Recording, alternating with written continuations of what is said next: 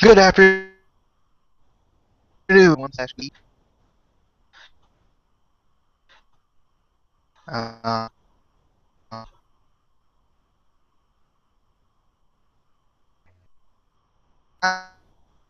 right now, we're talking about the Stone Cold Steve Austin. Is that right?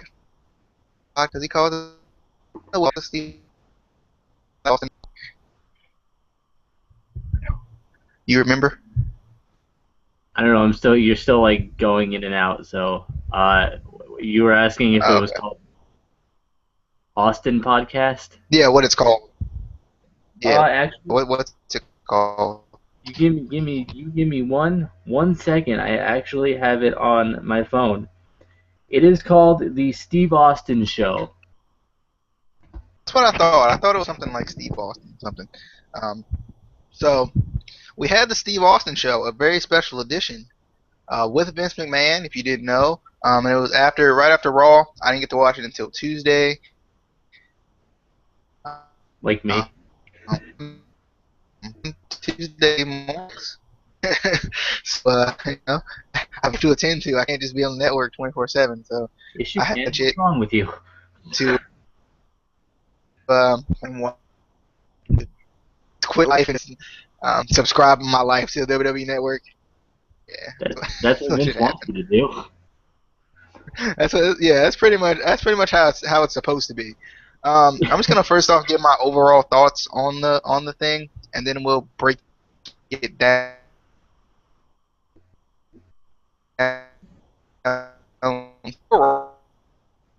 Good. So I thought it didn't feel like it was like scripted, like just on the net like that you don't really see WWE talk about a little bit. Like a bit like they talk CM Punk and like they went outside of the box. WWE is like always in this box. Still seeing about it into it, maybe how you felt about it, and maybe how you feel about it now. Because you weren't gonna watch it. Uh, yeah, I don't know. Are you? Am I like going in and out for you, or is it just? I don't know. Um, it's going out a little bit. Did you hear a word I just said? Did you hear anything I I said got just now? I hope so. I got the gist of it, but I went into this kind of thinking it was going to be like a typical WWE BS thing where they were going to be like, you know, if you want to see Stone Cold Steve Austin give Vince a stunner, give me a hell yeah, like the typical like Attitude Era kind of thing. I thought it was going to be really scripted and everything like that, but I was actually pleasantly surprised. It was, Austin was just the real person that he is, and Vince was the real person that he is. It wasn't like characters on a show. And Austin actually, got down to business and asked, hard hitting questions. It wasn't like beating around the bush. It was we'll get into it in a minute, but I like the question he opened up with actually. I really like that, but like I said, we'll get to that. But I was pleasantly surprised with it. I did enjoy it. And that question was about like Vince's views on the roster, right? Like why get stuff like that. That was the main Actually, like that's what you were it talking about. was no. I was actually talking about what he said.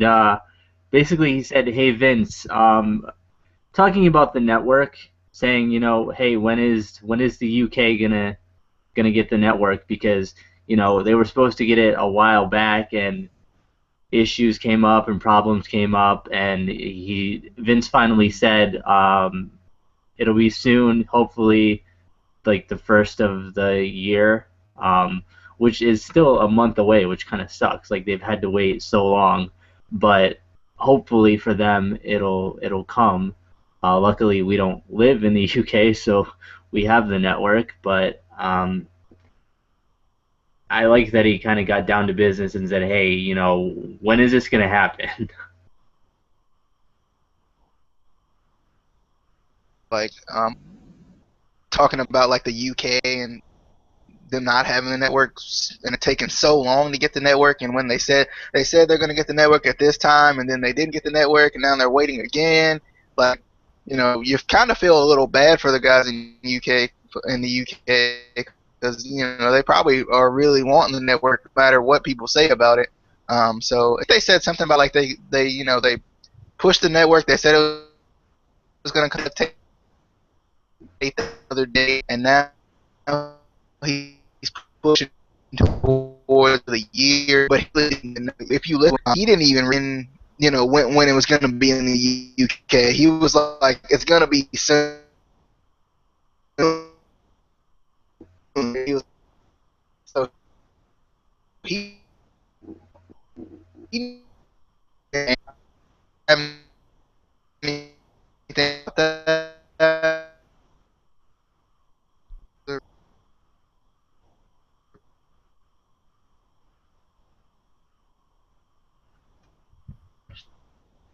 Did you I'm like desperately trying to hold on. It did you is have any lagging network? over here. What did you say again? I, so I was saying, did you have any more thoughts about the any more work? Um, about the network in the UK. Um, not really. I hope they get it soon because I mean, no matter what people say bad about the network, I mean, you know, WWE does compare it to Netflix, which is complete bullshit because Netflix is like so many different genres of television and movies and stuff. Like, you can literally watch almost anything on Netflix. WWE Network is specifically the WWE. I mean, it also has WCW, ECW, things like that. But it is one specific genre. It's not like Netflix. But for wrestling fans, I think it is a good deal because you're getting all the pay-per-views, you're getting all these specials, you're getting some documentary stuff. You're getting so much stuff for just $9.99 a month. The pay-per-views alone without the network are like almost $60. I don't know about you, but I could barely afford, every month to get a pay-per-view for that much money. I only was able to get like I had to save up for special ones. Like I would only get maybe SummerSlam and WrestleMania, and then for the other ones, I would have to wait till the Monday Night Raw afterwards to see what happened. So it's cool that we're able to get it for $9.99 a month, and we get all that stuff. And it sucks for the people in the UK who still have to pay so much more money. I mean, and they may. You still there? And he's gone. But hopefully he'll come back. But as I was saying, I don't live in the UK, so I don't know economy wise really. I'm not like a UK economics expert or anything, so I don't know if they have issues like we do in the states where a lot of us are still having issues with money. But even either way, it sucks that they have to pay more than we do for and we get so much more. It's just not fair. But I think DJ's back. He left us for a second. I, I did. If I leave again, you have any more thoughts? I'll just come back in on whatever your because was. Okay, yeah, It's kind of being weird. I kept going. I was just talking about like I don't know how if the UK has like economic issues like we do, where it's harder for us to just get day by day. So like, it's not fair for them to have to pay full price for like pay-per-views and not get as much content, and we only have to pay $9.99. and we get like all that stuff. It's just not fair. Whether they have the same economic issues as we do, I don't know. I'm not an expert on like UK economics or anything like that, but it's just not fair for all the fans together.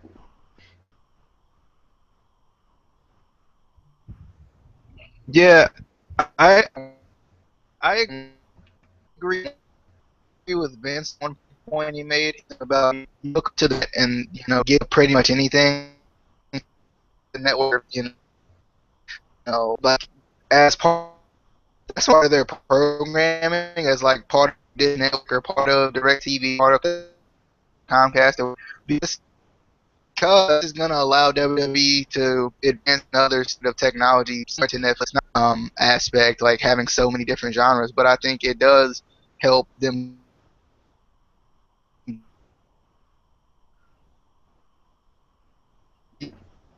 That's going to be on there too. But as like, you don't really you get pretty much. They're going to continue. Did say that they're going to continue to add more content on there. Because he says he doesn't really know like what they're gonna add, but he knows that there's more content coming just because there is there's so many ways they can go. I kind of wish this was like one of those things that like rest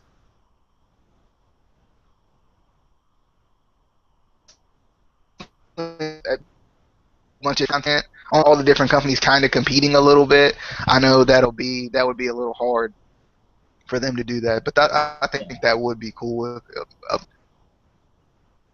You know. Um,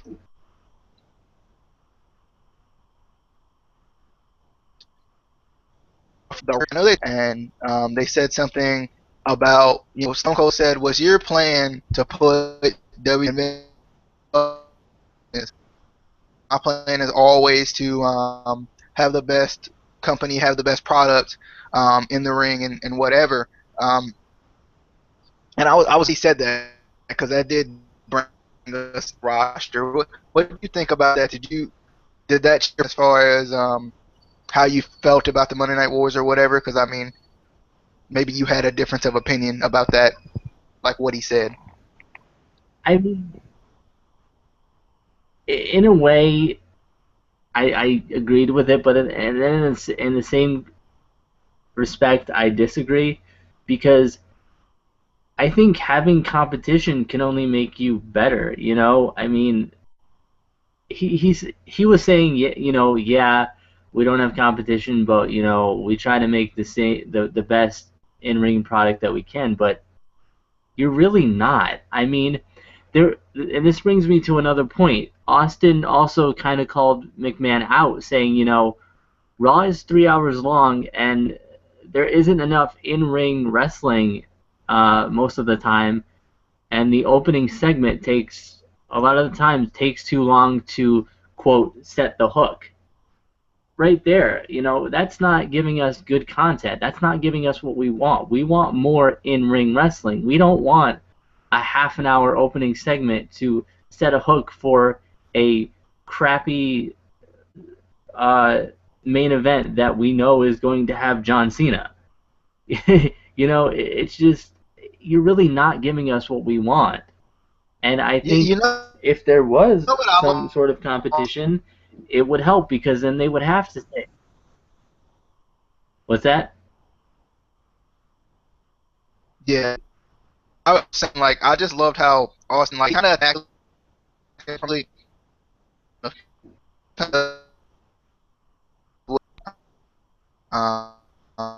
I really did like that. He kind of acted like what we've been thinking for the longest time. What the time fans have interactions with the way he kind of these questions. Yeah, I mean, I like that he wasn't afraid to ask the hard questions. A lot of people, I think, with Vince would kind of walk on eggshells. And that's just not Austin. You know, that's not him as Stone Cold Steve Austin in the ring. That's not him as him in real life. You know, he's not gonna walk. He doesn't care who you are. He's not gonna walk around on eggshells. He is gonna get the questions, the answers that he wants. You know, or ask you the questions that he wants, which I really liked about this whole podcast. It kind of got us a little bit more.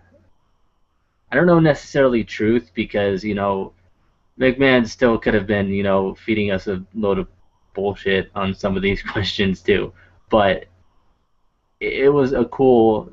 I like that they did it. But anyway, moving on. He also, because I'm actually looking at an article to get the main points, but as we were talking about it, I've actually thought about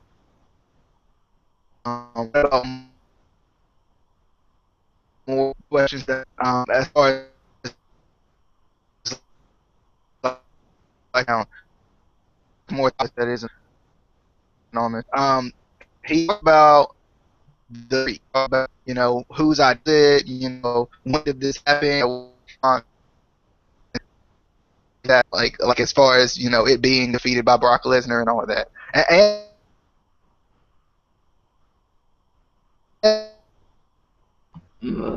I've seen Brock more streak and about all we're into Lesnar. um, I'm trying to hold on with you, but it's still. I'm trying to also find where I wrote down about the streak because we're kind of jumping around here. But I, you know, I did like that Austin talked about, being in the truck, I guess the production truck at Mania 30, watching The Undertaker versus Lesnar. And, Vince did say that at that point, Taker was ready to give back to um, the business at the time, and could have worked with. And he said, who was there that could have worked with Taker besides Brock Lesnar to give them a good push and make them a star? This pissed me off because fucking Brock Lesnar was already a star. He was a star from the first time he was in WWE. He did not need a push. He did not need to break the streak. He did not need this. There were tons of guys who could have gone in and beat the streak if the streak was being beaten. And he even said that it wasn't Taker's idea. It was Vince's idea. Like, this was one of the points that made me mad. It was like, there were so many guys that you could have, given him a push with. Or if you weren't going to give a younger guy a push, I forgot when they finally signed a deal with Sting, whatever. You could have waited and had Sting do it. That would have made more sense than having Lesnar do it, who didn't need a push. I wanted Austin to call him out on that, but he didn't, unfortunately. But that just upset me that he thought that there was no one else and Lesnar was the only one who needed a push, and he, you know.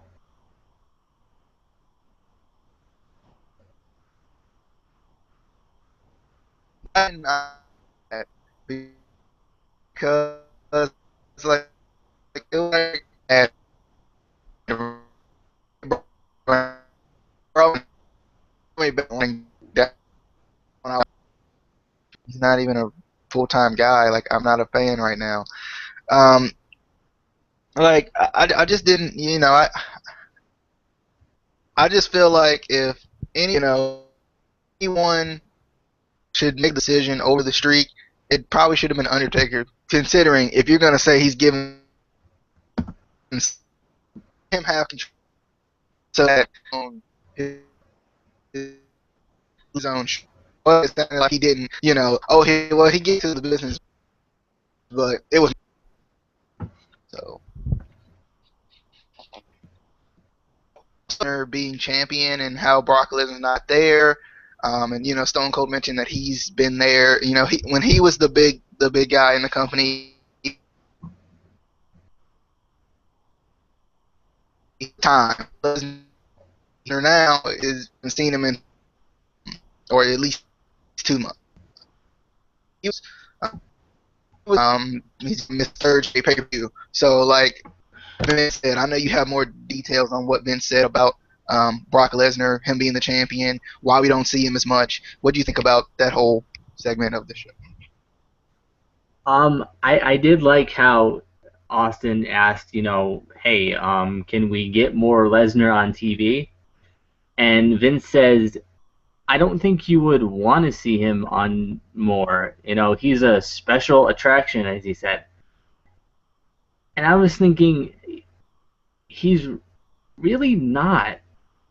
This may be just from me not being a huge Lesnar fan anyway.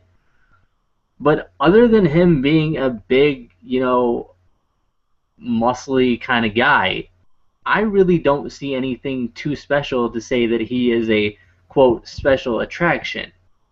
I mean, I'll be honest, I liked him more when he was in the WWE before he left to go do, UFC and whatever. Maybe that's just my opinion, and maybe other people would disagree, but I really don't think he's that big of a special attraction. And when there's a WWE champion, I want to see him on. What's the point of having a title if you're just going to say, like Vince said, it's not about the title, it's about the in-ring product, it's about the people? What the hell is the point of having a title if it's not going to be about the title? Like, it makes no sense at all. And it just made me upset that they're like, so whenever he loses and there's another champion, are we not going to see that champion too because they're a special attraction? It doesn't make sense. Every time, you have a WWE champion and there's a number one contender, you always have the, build up to the title match, build up to this. What build up have we had? They've even given up on Seth Rollins being Mr. Money in the Bank. You barely hear anything about that. All you hear about is him and his security detail. It doesn't make sense. And I don't even know who they're technically considering the number one contender anymore. Like it was like John Cena, then it was Seth Rollins, then it was John Cena again. So, that just, I didn't agree with that. And I know there's a lot of big Brock Lesnar fans who are probably going to be like, you're an idiot, but this is my opinion. I just don't like him. I don't see anything too special about him. Yeah. And we haven't even gotten to my rants on John Cena, so... There's a John Cena rant? Of course there is. There's always a John Cena rant. But, They gave me a lot of ammo in this. Oh. Man, I don't know. When I heard this, because at first, the first thing I heard, because my dad watched it before I did, because he was actually watching it that night, and he said they said something about Brock Lesnar not being there and the title's not important. I was like, the title's not important. What is this? I was like, no. And I didn't. I was like, I gotta watch this thing, and that's kind of how they sold it a little bit. It's like the title's not that important. It's all of it, because Vince was like, it's more about the story. Because even when he was talking about the Monday Night Wars a little earlier, or maybe a little later, I can't remember. He said, that Ted Turner had said, I'm in the wrestling business, and Vince said, well, I'm in the sports entertainment business. So, it's like that's how Vince is. He's more. It seems like he is more about the story than anything else. But the second W in WWE stands for wrestling. Just throw that out there.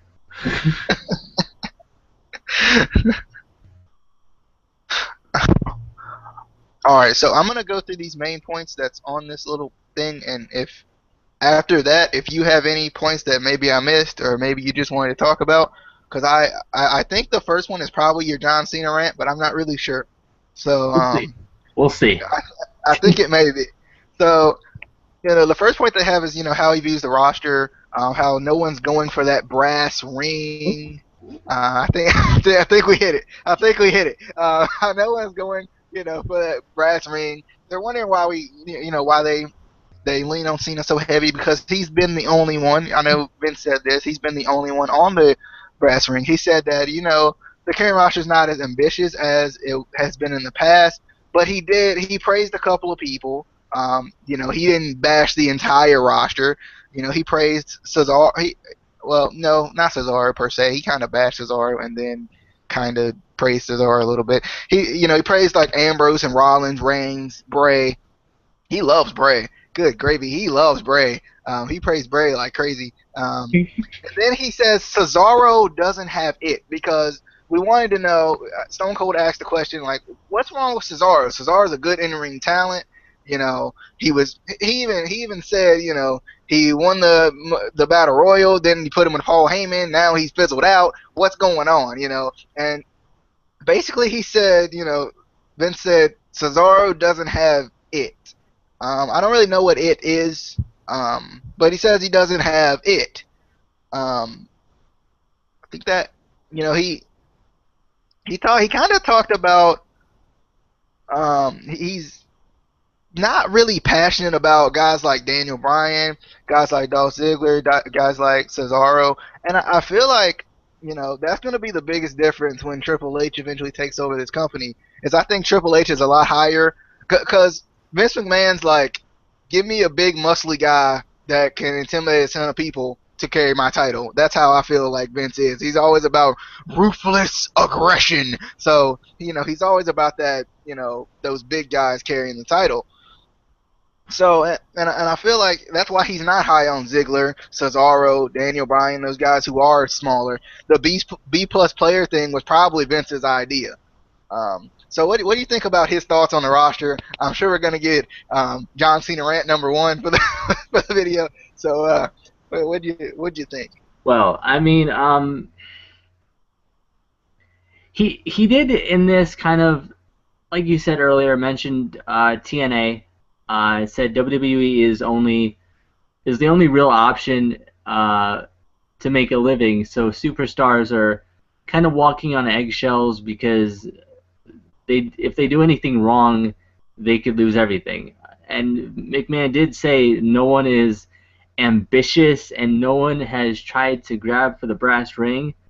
The last person to grab the brass ring was John Cena.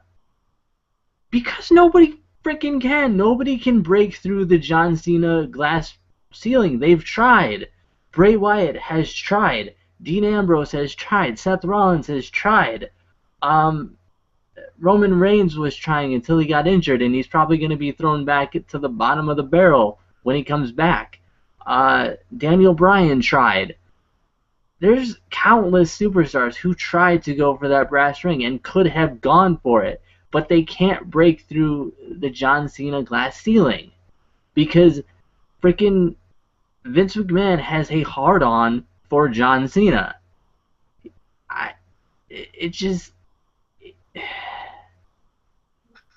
I'm done for that first rant. All right. So was there anything in particular about the roster? I know you're saying that, no one really can grab the brass ring. Did you have anything specifically about the roster? Like maybe did it kind of, clarify why people aren't getting pushes like they maybe should be, or maybe. Not really, because they still should be getting. I mean, there was also a point I wanted to bring up where they were talking about, the locker room now versus the locker room back in like the Attitude Era, and they were saying that back in the Attitude Era, back when Austin was there was a lot of more camaraderie and it was more laid back. Now it's every man for himself. You're afraid to piss anyone off because you get fired, and I don't think it should be like that. And I think a lot of it is because of John Cena. I know there's a lot of John Cena fans, but I've heard also of a lot of backstage politics that he's been involved in, where people have gotten fired because either they said something to John Cena that he didn't like, or he didn't like somebody, or something to that effect. And I don't care who you are, wrestling, a company should not be like that. If you work for a company, you're all working for the same goal. You are all working to entertain those fans in that arena. Nobody is going to come and thousands of people aren't going to come and fill an arena just to see one guy. It takes that whole roster. It takes every single person. There's some people that don't like John. There's a lot of people that don't like John Cena. There's some people that would rather see Bray Wyatt. There's some people like me who would rather see mid-card guys. There's some people who, not enough, but there's some people that want to see the divas. You know, and they should all be working together to make the product better. And I think there is enough talent that, a lot more people could get pushes. A lot more people, even if they brought back, like, they have the U.S. and Intercontinental title, if they push people more for that, back in the Attitude Era when they had, like, the Intercontinental and European title, there were, like, a ton of wrestlers in a storyline, vying for a number one contender shot at those belts. Now it's just like maybe there's one or two guys who have a match each month to see who's the number one contender. Why don't other people get shots? It doesn't make sense. Or you just throw them into a stupid storyline that is not going to go anywhere. Like Adam Rose. I really don't think, even if he turns heel, I don't think it's going to go anywhere. I really don't. I think he's better off going back to the type of character he was before Adam Rose, Leo Kruger. It's and WWE has been saying they're going for more of a reality era type thing. How the fuck? Sorry, excuse my language. I know there might be kids. I apologize. How is a dude in a bunny suit reality based? Explain that to me, please. I don't. What? I'm done with that one. That's another rant for another time. All right, we got the next one of the points was man's relationship with Jim Ross, and how, and also they mentioned Shane in this, but I feel like you probably wrote some more about that. So I'm gonna let that be one of your points. Well, he talked about Jim Ross and his relationship, and how if Jim Ross wanted to come back, he didn't mind it. How basically Jim Ross wanted to go back to Oklahoma. That was the main reason why he let him go. He said, basically, I'm not going to keep anyone who doesn't want to be here. Similar to that. And, Austin was kind of trying to figure out why Jim Ross wasn't, like, mentoring people a little bit and kind of playing a more backstage role rather than just not being there at all.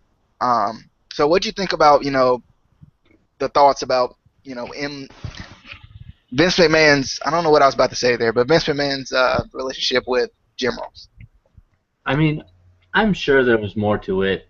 I'm sure there was some sort of conflict or something that they're just not talking about.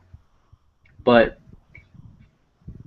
I mean, I really miss JR.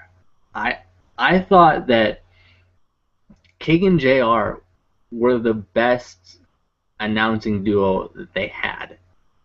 I mean, and they did talk about McMahon announcing back in the day, and I liked that back then too. I did like the kind of the back and forth that Vince and Lawler had back when they announced together.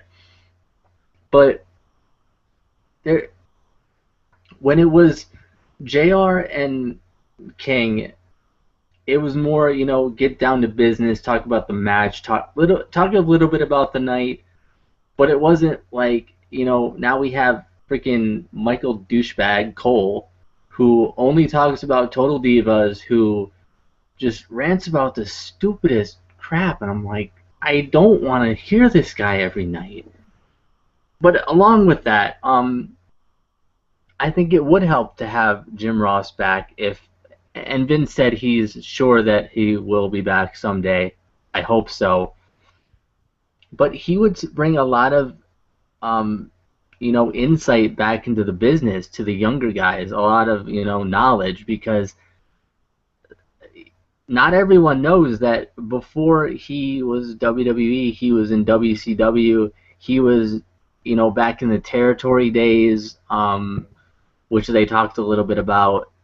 So he has a lot of knowledge about the business that he could share with a lot of superstars, which I think would make them a lot better. And he was also like, I don't see Michael Cole or maybe JBL, because JBL was actually a wrestler, and King, but I don't see Michael Cole being friends with like any of the talent. Back in the day, in like the Attitude Era, you knew that JR was, friends with Austin. He was friends with like Triple H. He was friends with the guys, and that goes back in the Attitude Era. There was more camaraderie in the locker room and everything. And you can kind of tell today there's not that camaraderie. There's people going on interviews and talking bad about this person and that person, and just with CM Punk, and I'm sure we'll talk about CM Punk because they talked about him. The things that he said about the business, about the company, because certain things happened, and he was like Austin. He's not gonna just sit down and take it, but I do miss JR, and I really hope he comes back at some point. I think that Michael Cole kind of needs a little, step back, because I don't know him personally, but I feel like he's kind of cocky. I don't know if you pick up on that, but I think he kind of needs a little, step back and, realize he's not as important as he thinks he is. But then again, I just don't like him that much anymore. But All right. So actually, you talked about CM Punk, so that is the next point. And this is going to be my final point, and then I'm gonna let you get to your points because you probably got probably even better points than I did. So I wrote a lot. So they talked about CM Punk a little bit, and it wasn't really very long. I kind of wish they would have talked about it a little bit longer, because this was one of those things that I think like a lot of the fans, were thinking about, for a while, especially because he kind of left. No one really heard about him unless you just, dirt sheeted it up and tried to find out as much as you could. And then, you hear about him, oh, well, he's going here, he's going there. And, you hear him say, well, I'm not going anywhere, I'm retired, or whatever. So, he mentioned that article, or I think it was actually an interview I'm not sure who he had it with because I haven't watched it yet. I actually want to go and watch it, but I haven't had a chance to watch it yet. And he asked if he had, listened to it. I think he said he heard a little bit of it, and then he just didn't listen to it anymore. He said he praised Punk a little bit, but he kind of, he let us know that Punk was a loner. So he let us know that he was kind of similar to Stone Cold in that fashion. Stone Cold had mentioned like where he had left the company because he was unhappy with basically jobbing the Brock during the King of the Ring tournament, and I can't remember exactly when it was, but he didn't want to do that, so he had left. But then obviously Stone Cold came back. Um, with CM Punk, he, Vince said he hopes that they'll get back together at some point. So what do you think about this? I thought this was really interesting because we haven't heard anything about Punk, um, and they kind of left it alone a little bit. So what do you think about this? Yeah, they definitely they talked about kind of the parallels between CM Punk and Austin. And Austin let us in on the fact that nobody knew that when he did come back, he did get fined. Vince wanted to fine him. I think he said 65,000 or something like that, but he settled on fining him 25,000, which you know Austin and Punk left for various reasons. They didn't agree with certain things, didn't agree with certain things, which I completely understand. If you don't agree with something and it goes against like your morals or whatever, walk away. Or, say, hey, I don't want to do this. But at the same time, they did mention, made another point is, when you walk out on the company, you're not just walking out on Vince. You're not just walking out on the roster. You're walking out on the fans. You're walking out on people who are spend hard-earned money that they don't make thousands of dollars a year like you do. It takes them a lot to get money to take their kids to a show, to buy their kids a T-shirt with you on it. You're walking out on those people, those kids, those families that love you, and that's just not fair.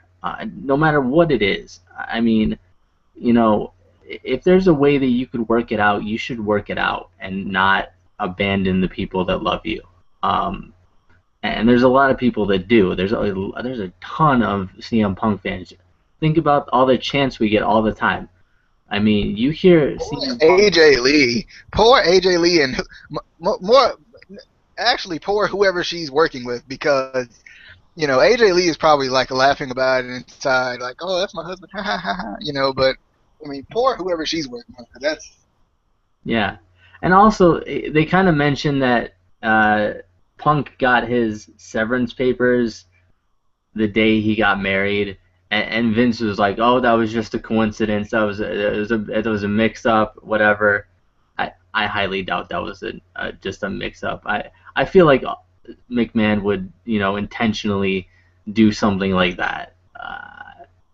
But then again, I don't know. It could have been just a coincidence. I don't know.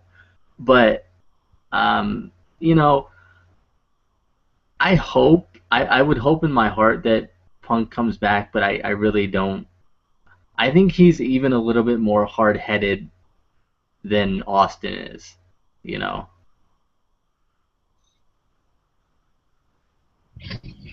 yes. That was all of my points. So you can go ahead, whatever you want to talk about, whatever points you wrote down, you can go ahead and Uh, hit those. since we kind of did jump around a little bit, I'm gonna go back and I'm gonna go in order of the things that I wrote down. Um. Okay, I already talked about that, so that can go away. Um, they also going back to we were talking about how people about the roster and how people aren't grabbing for the brass ring, and they said that Vince said there's not enough depth in the uh, roster, and I was like, you have how I think in one of our videos I counted how many superstars they have compared to Ring of Honor and TNA, and it was a lot. So don't tell me you don't have depth, and you keep going out and getting these new superstars like Sami Zayn, like Kevin Steen, like Kenta, like so many. it just doesn't. You have the depth. You just don't give them the chance. You don't give them the push, and then they get pushed to the bottom of the barrel again, and then they either fizzle out and don't do anything and are in an endless treadmill of nothing, or they get released or leave and go back to the Indies or TNA. Uh, and it's just it's one of the points that he made that just was like, no, that you're wrong, you're an idiot, shut up. But I can't say that because he's a billionaire. You can't tell a billionaire to shut up. They'll sue you. But I'll take your podcast. Austin, another point. Austin asked McMahon, "How do you get somebody over? You know, how do you, you know, you don't just have a magic button or a jetpack to magically put somebody over." And I was like, John Cena? Like, and McMahon said, it's all in the hands of the universe. You can give someone all the resources in the world, but if the fans don't like him, he won't go anywhere. Again, John freaking Cena. 90% of the fans do not want him anymore, and yet you shove him down our throats. So don't tell me you don't have a magic button to push whoever you want to push or put over whoever you want to put over. Because you're doing it with John Cena all the time. And, you know, I'm not saying completely get him out of the company. I'm just saying not every main event, not every pay-per-view, not every Raw, not every SmackDown. Like, put him on freaking... He's for the kids. Put him on Superstars. That's what the kids watch. Put him on Slam City more. But do they even have Saturday Morning Slam anymore? Put him on that. Like, he's a kid's attraction anymore. And the adults, like the hardcore wrestling fans that are left, don't want to see him anymore. We really don't. There's a couple out there. There's a guy that I work with who is a John Cena fan. And I completely respect that. I don't agree with it, but I respect it. And then I don't... He doesn't matter. What did you think of that point about, you know, how he was saying, you know, you can't just magically... How do you put somebody over? You know what? I didn't think about that until you just said it. Because John Cena is, you know, regardless of however you use him, like, anybody you put with John Cena automatically turns face just because of the amount of people that dislike him. Like, Bray Wyatt is supposed to be this big heel going into WrestleMania, and Bray Wyatt comes out, everybody's got their phones out. like, I mean, practically, like, if you want anyone to be a face, a big-time face, just put him in a match with Cena. Like, that's why I don't understand why they put heels with John Cena, because it doesn't make any sense. Because they just turn face automatically. You know, I think there is no magic button or whatever, because, like, I love Adam Rose, but not everybody's going to love Adam Rose. Because you guys are lemons. Be a rosebud, okay? No, but I mean that's about it. Cause I mean I agree with you on the John Cena thing. You know, I don't hate John Cena. I can't find a way to hate him because I just don't. There's nothing really there for me to hate. But you know. Anyway, I guess we're moving on. They talked about Cesaro. We were talking about this a little bit earlier, but I'll go into more detail. McMahon said, you know, he doesn't quite have the charisma or mic skills, and that may be because he's Swiss, and that may just be the European style. I was like, do you not study other styles and outside talent before you sign them? Do you really not know? Like, wouldn't you know this before you sign somebody? And McMahon again says that the audience needs to care about the superstar, and I was like, they do care about Cesaro a hell of a lot more than Cena. I mean, it just Austin questioned the back and forth kind of heel face turn uh, they've thrown Cesaro in, and Austin said that he was really starting to like him after he split from Swagger and before he joined Heyman, where he was really building himself up well. He was getting a good following. Then after joining Heyman, he kind of lost momentum, and you know what can be done to help him. McMahon says, he doesn't have all the answers and he isn't certain. He said he has a lot of people with a lot of advice and he listens to the audience and he isn't so sure. If you have all those people and you still don't know, maybe you need to fire those people and get better people. Because even these internet wrestling fans who apparently don't know anything can tell you what to do with Cesaro, can tell you what to do with all these superstars to get them over, because we know what to do to get them over, because we know what we want to see, because we are the fans, because we pay for freaking bills. And just the fact that he said he listens to the audience. No, you don't. You do not listen to the audience. You do what you want to do. That's it. Period. What did you think of that little aspect of insanity and blasphemy? Okay, first off, I had heard, interesting stat with John Cena because I was trying to figure out why people hate John Cena so much, and He's a douche. I had found this interesting stat, and Jr. had said he had been in so many consecutive WrestleMania main events over like the past whatever WrestleMania. I just counted the amount of WrestleMania main events he's been in, and it was 9 consecutive, before WrestleMania 30. So it was 9 consecutive. I just wanted you guys to know that, just in case. 9 consecutive. That's a lot. That's a lot. I mean, not all of them were the technical main event, but like main event type matches or whatever at WrestleMania. And I didn't even count the Bray Wyatt one in there, which you probably could. But for this one, like I don't think Vince McMahon listens to the fans that much. I don't know. I think he should more often. And I hope he does a little bit more. Well, I don't think he will.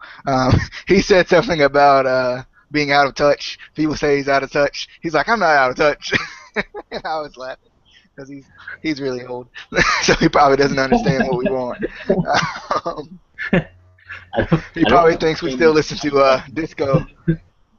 He probably thinks us young bucks listen to disco, stuff like that. So I don't think he listens to the fans. I really don't. What was there anything else you wanted me to answer? Because I was just so caught up on that nine consecutive. Good gravy, 9 consecutive main events. No. I just. What do you think?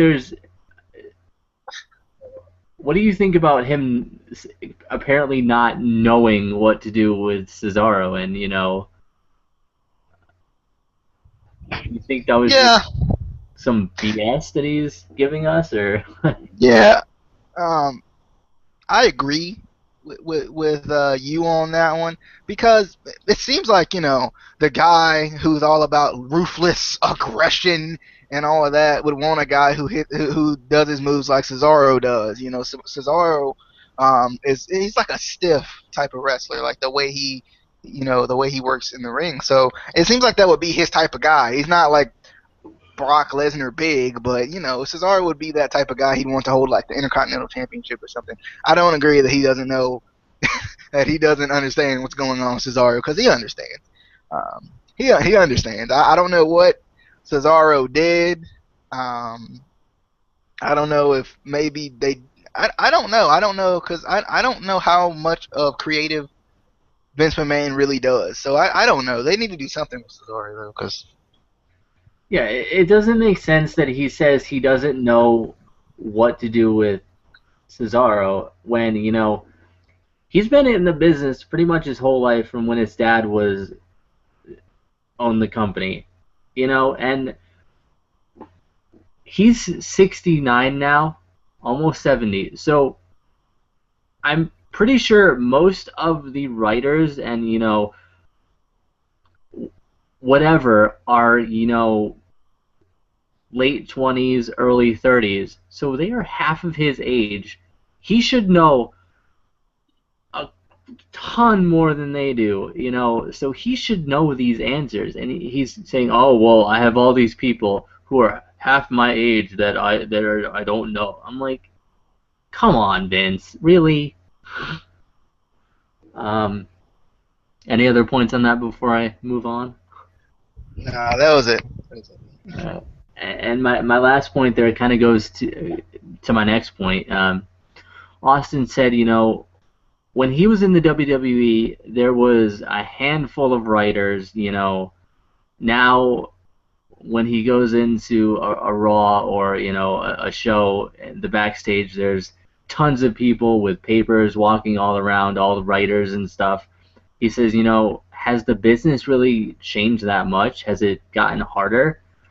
And honestly, I think having more writers and more people like that has hurt the company more than anything.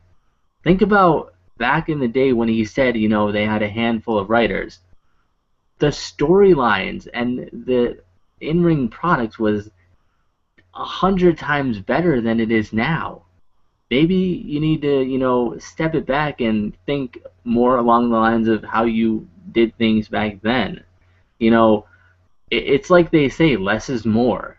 Um, if you have too many people, and I'm completely against, just firing people because, people need jobs. You know, I don't want anybody to lose their job for something stupid. But it's hurting the company, I think, more than anything to have so much creative that really isn't doing anything, that isn't giving us what we want. Um, but that was my other point. Any thoughts on that? Whether having more is better or having less is better? Yeah, I think having less is better because it's a lot easier for you to compromise on it. Because like you can have a group of five guys who write the script or whatever. But if you can't agree on on portions of the script, it's not gonna work the way you want it to work. If you got 20 guys, it's a lot harder for 20 than it is for five guys to agree on something. So yeah, I definitely agree. And I remember not too long ago there was a Raw where they didn't even have the script written up until like an hour before the show. So how is that even possible when you have so many writers? How do you not have a script written up for that week, like until like the day of the show? That doesn't make sense to me at all. Um, Was that the Eva Marie the Eva Marie with Fandango thing? I think so. I wouldn't be surprised if that was the show. I don't remember exactly though. Um, but moving on. Austin asked about Shane O'Mac. Where is he? What's he doing? Vince said he's been busy with a lot of things. He has his hands in a lot of different pots, working in Japan, and basically just having fun and enjoying his family. Um, Austin asked why Shane decided to leave. McMahon said it was sort of a mutual feeling, which I don't think it was. I think, they were butting heads a lot. From what I've heard, there was a lot of headbutting between the two. And I think a lot of it is also because, and you can go watch one of our videos that we did previously about Shane and Triple H. But he said, he had a lot of talent and he could take it other places. And let's face it, family businesses are really difficult to deal with, which they are. I'll give him that. I know people who work for their parents at like restaurants or whatever, and it's hard to deal with, because you know, you can't just go home and get away from work. It's everywhere. Um, but um,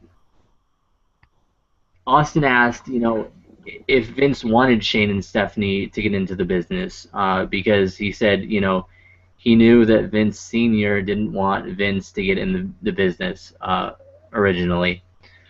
Vince said, he wanted them to do what they wanted to do. He didn't push them into it. He didn't, lead them into anything. He wanted them to do what they wanted to do. And he pointed out some things like Shane, when he was younger in high school, worked in a factory or something like that. So, it wasn't. And when they were in high school, they only worked in WWE in the summertime, and he worked in the warehouse when they used to sell merchandise out of the warehouse, things like that. Um, so that kind of gives you an idea, but I think there's a lot more to that. I think there was a lot of headbutting, things like that. I don't think it was as mutual as they try to put it out to be. Um, any thoughts on Shane O'Mac? I like that he asked him about him because we don't really hear about him. I think the last time I heard about him was during our video. So you don't really hear about Shane a lot anymore. So it was interesting that they talked about it a little bit. Um, I don't know. I, I want Shane back because I think it would be cool to see Shane back. Um, I, but if Shane came back, I wouldn't want to know Shane came back. So if he does come back, don't spoil it for me, please. Please don't do it. Yeah, I mean, I think he would bring a lot back to the company. A fresh face, a younger, uh, opinion. Um, but anyway, moving on. They did talk about how Vince finally got into the business. When one of his father's announcers wanted a raise and was denied and left. So, and that was in Hamburg, Pennsylvania, I guess. I live in Pennsylvania, and I don't know where Hamburg is, but um, which was kind of cool. Gives you a little insight into how he originally got into the business himself, because his dad didn't originally want him, but you know the guy left, and it was the day of the show, actually. If you didn't know that, it was the day of the show that the guy wanted his raise, and he was denied the raise, so he left. So, you know, Vince Senior had no other choice. He said, "You know what? You're gonna go on. You're gonna do it, and you're gonna do good." Um, which is kind of a heavy burden right there when your dad says, "And you're gonna do good," because if you screw up, it's. Um, but did you have any thoughts on that? It was just a little point there, but No, I didn't have anything. I like that they did include that though, so we know how Vince did get in the business. yeah. Um, Austin asked. This is one part I really liked. I didn't get the answer fully that I wanted, but I liked that he asked. Will we ever see Macho Man Randy Savage in the Hall of Fame? To which Vince said, really vaguely, soon. So I don't know if it's going to be this coming year, if it's going to be in the next 5 years, next 10 years. All he said was soon. So that's cool. That we'll at least see Macho Man in the Hall of Fame. You know, he did talk about how certain superstars have come back and um, mended old bridges and whatever. Uh, Ultimate Warrior came back and was inducted. Unfortunately, a few days later, he did pass away, which was a surprise to all of us, I think. It was actually the day after Raw, I think he passed away. He talked about, issues with even Hulk Hogan left and then came back. So unfortunately, Randy Savage can't come back because he unfortunately did pass away. Um, I actually remember exactly where I was when I found out that he passed away. I was at a TNA show. Um, so hopefully we will see him in the Hall of Fame. Late, but better late than never. Any thoughts on that? On hopefully seeing Savage in the Hall of Fame? I was actually surprised because when he started talking about mending old fences, he didn't say anything about Bret Hart, which was actually surprising because I know that was a big thing, and they recently kind of mended old fences, I guess you could say. I'm excited to see Savage go into the Hall of Fame soon, probably this year. Um, I think that'll be a good thing. I don't really know why he's not in the Hall of Fame now. I don't really know the root of that problem either. So, Yeah, but I'm excited that he'll go though. I know there was, he left for WCW, things like that. I don't know exactly. I think it was something to do with pay, and I don't know. I don't want to say something and then it be wrong, and a bunch of people send us hate comments. You're an idiot. You don't know anything. Because you probably don't know as much as we do. Anyway, I just love when people send you hate comments and they don't even know what they're talking about. Anyway, Sting is also talked about in this podcast. Vince says that he is another one of those guys who you won't see too much on TV, but you should see him at Mania. This one I actually agreed with. I think that he is more of a special attraction just because of who he is. He is a huge superstar. He's, finally, after years and years and years of always us wanting him to come to the WWE and him never wanting to, he finally came to the WWE, and he's one of those superstars, kind of like Hulk Hogan. If you see a Sting mask, you may not be a wrestling fan, but you can immediately identify what that is. You know what I mean? So I think it's cool that we're gonna see him, but not as much. It kind of keeps us excited. What's gonna happen? What's gonna happen? Is he gonna show up on Raw? Are we gonna have to wait till WrestleMania? If he's in WrestleMania, what is he gonna do? Is he gonna have a match? Is he, gonna be the special host or whatever? I would hope he would have a match. I don't know against who. I don't know if Taker will come back for one more match. I don't know, but that would be cool. I like I said, I did agree with that. Any thoughts on that?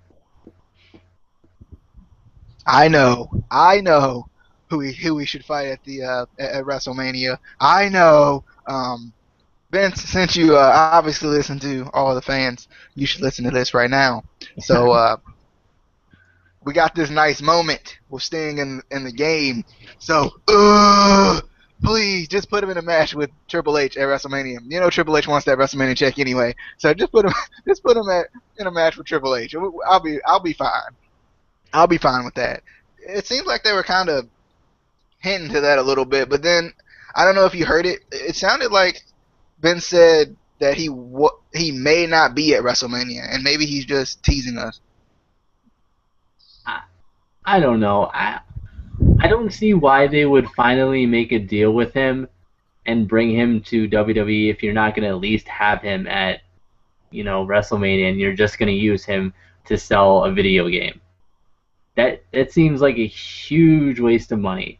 But then again, WWE sometimes does things like that and wastes huge amounts of money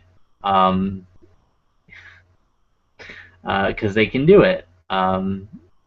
But exactly, I hope that we see him um, from a fan who has been a Sting fan for pretty much my whole life. I've always been a Sting fan. Um, I would love to see one more match. If he can do it, if he can go one more match at his age, do it. You know, and especially at WrestleMania. I don't see any other place that would be the right place for it to happen other than WrestleMania 31. And I think I had seen some like promos or something that mentioned 31 with Sting. I don't know. Maybe I'm just thinking of something else, but it doesn't make sense that they would spend all this money and then not have him at WrestleMania in some capacity. I think if they don't, a lot of fans are gonna be really, really upset. And then, hey Vince, then your subscription rate's gonna go down. Yep, it's gonna happen. So you gotta have the stinger there. That's pretty much all my points. Uh, Altogether, I thought it was a really good podcast. I had gone into it kind of having an idea of what the podcasts were like. I listened to a podcast, an Austin podcast, where he um, interviewed Sean Waltman, aka X Pac. So I kind of had an idea what it was, but yes, one, two, three. But I thought it was good. I'll throw it back over to DJ. Yeah, I also thought it was pretty good, and I actually think Casey was not gonna watch it because he thought it was gonna be stupid, so he was gonna just not watch it and just not even subscribe to the network anymore because he thought the podcast was gonna be so stupid. And I think, am I right? Were you not gonna watch it until I said something about it? Yeah, It sounded like you weren't going to. like I said, I thought it was just going to be really gimmicky, like the Attitude Era, you know. If you want to see Austin give Vince a stunner, give me a hell yeah. Like, I thought that's what it was going to be. And it wasn't, so I was surprised. Yeah, and once again, like I love how they, went outside the box a little bit. They talked about the topics that the fans wanted to know about, and Stone Cold, like I said, he took it from a fan's perspective. Like it seemed like a lot of the questions we were hoping for, he kind of asked. I kind of wish he would have been like, "Where's Zack Ryder?" Whoa, whoa, whoa.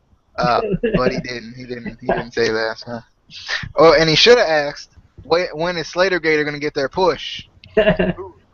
Because come on. To which Vince would have said, "Never. They're fired." But overall, I liked it. I liked it. It was different, and I kind of hope they do this more often. Like not necessarily just with Vince, but like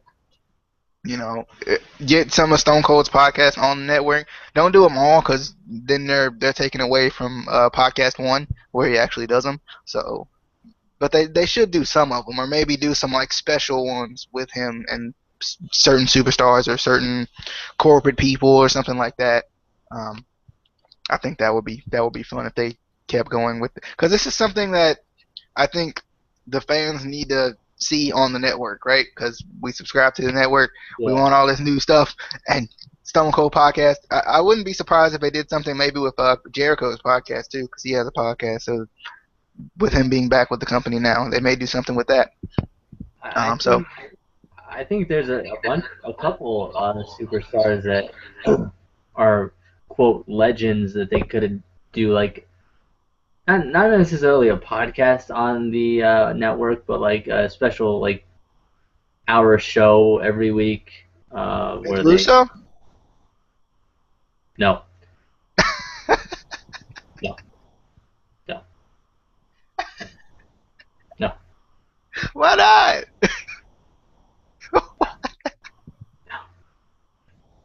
Come on, he's got his own podcast. I don't care what he has. But that would be cool, because I personally like stuff like this where you actually get to see the real person and get like more details backstage. You know what's really happening in the company, what's really happening with superstars, even when